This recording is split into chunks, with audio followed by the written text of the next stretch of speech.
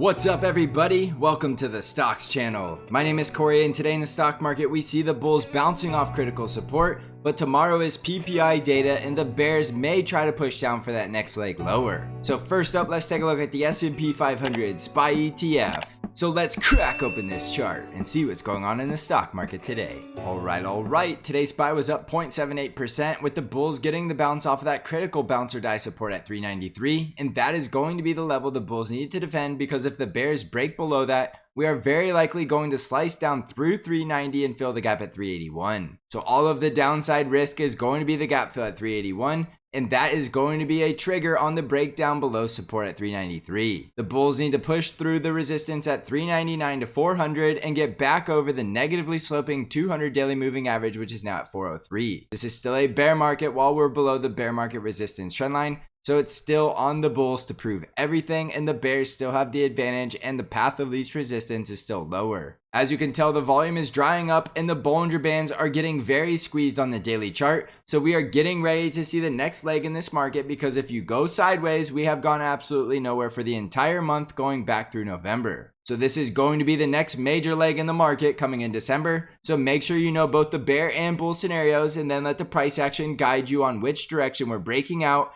and there should be plenty of meat left on the bone to get a very solid trade from. So be patient, be disciplined, and we're very close to knowing which direction the market wants to break out. On the Nasdaq 100 triple Qs, we were up 1.18%, bouncing off of that critical bounce or die support at 280, because below that, this is going to look like a confirmed double top rejection from 293, which easily sends us down to the price target to fill the gap at 268. So critical support for the triple Qs is 280, because below that, the bears take full control for the gap fill below, and the bulls need to break above the resistance at 288 and then 293. Above 293, the bulls are winning and they're very likely pushing higher to close the gap at 308, but this is still a bear market while below 293 with the risk of that double top rejection. Again, the Bollinger Bands are very squeezed, as you can tell in the daily chart, so there is going to be a major move once we start to see expansion of volatility. In the Dow Jones, we were up 0.6% with the Dow Jones coming back up to the 20 daily moving average at 339 and finding resistance at that level. The bears need to break down through support right around 337 to fully close the gap at 331,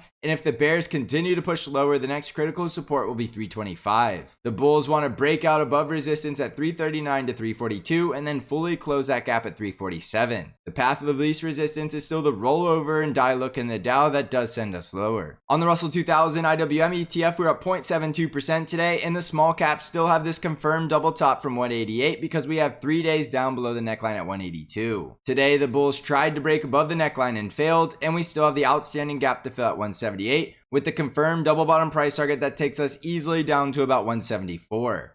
So the bears are in full control in the small caps, and the bulls aren't taking back over control until they break back over 182 to 184. On the ARKK ETF, we're up 2.36% today with the bounce off the gap fill at 34, but still below all the moving averages and still in a very obvious bear trend. ARKK is very likely trying to get back down to retest the lows at 32.5 or make the next leg lower down here at $30. The critical upside resistance remains 38, and the next resistance on the way there will be 36.5. On the VIX, we were down 1.72% with the second day in a row closing back over the 20 daily moving average, so the VIX is clearly spiking off of that support at 20 and very likely trying to get back up to 24 or higher. Volatility coming back into the market favors the bears in the bear market scenario, so do keep in mind while the VIX is above 20, you need to be very cautious of a very volatile market. On Bitcoin, we're currently up 2.23% with Bitcoin bouncing off of the 20 daily moving average and coming back up near this resistance at 17,550. Above that, we can go to 19,000, and the critical support for the bulls remains 16,000, because below that, the next leg lower is 14,395. On Amazon, we were up 2.14% with Amazon bouncing off of the lower Bollinger Band and this previous support right around 88. But we are still on a bear trend while we're below 97 with the valid downside price targets at 86 and then 77. There is the chance of a double bottom off 86, so watch that as the critical support, but on a break below that, you're looking for the next leg lower.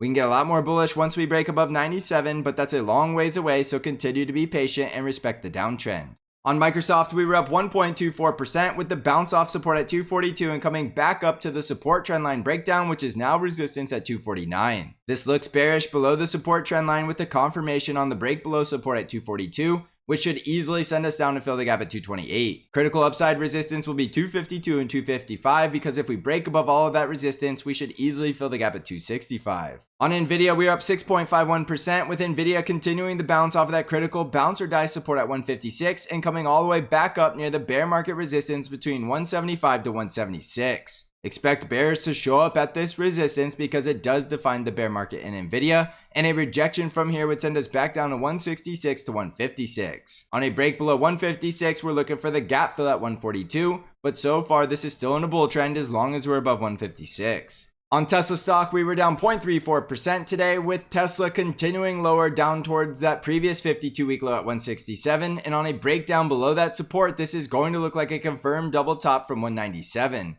That easily sends us down to 155 and then 138, so there is definitely a lot more downside in Tesla stock on a breakdown below the support at 167. The bulls need to get back over 184 and then 197, and we're not getting bullish until the bulls prove it, because this is still a very powerful downtrend that could be trying to go much lower. On Apple stock, we were up 1.21%, with Apple bouncing near the lower Bollinger Band, but still below all of the moving averages and still looking very bearish while it's below 146, and we have the valid downside price targets at the gap fill at 138, the price target of support at 135, and the gap fill at 133. We're not getting bullish until we get back over 146 to 147 because that's the resistance trend line, and below that resistance, Apple is likely trying to head lower, not higher, so respect the fact that Apple is still in a downtrend. On the financials, we were flat on the day, only going up 0.09%, bouncing off of the lower Bollinger Band and still trying to fill the gap at 34.35. The industrials were up 0.59%, bouncing off support at 99.5, but still have an outstanding gap to fill at 97. The healthcare sector was up 0.9%, still looking bullish with the price action above all of the moving averages and still in a strong bull trend. The energy sector was down 0.45%, getting very close to the support at 84, with the fourth day in a row closing below the lower Bollinger Band, so I do expect to see a relief bounce in the short term. So jumping back over to the SP 500, tomorrow is going to likely be a very volatile day with the PPI data release, so you need to know both the bull and bear scenarios and let the price action guide you on which one is playing out. We're very likely going to see a very major leg in the market in the month of December, and it's going to be bearish if we break below support, and it's going to be bullish if we can break out above all of this resistance. We're not making any assumptions on which one plays out. We know both scenarios, and we're going to let the price action guide us,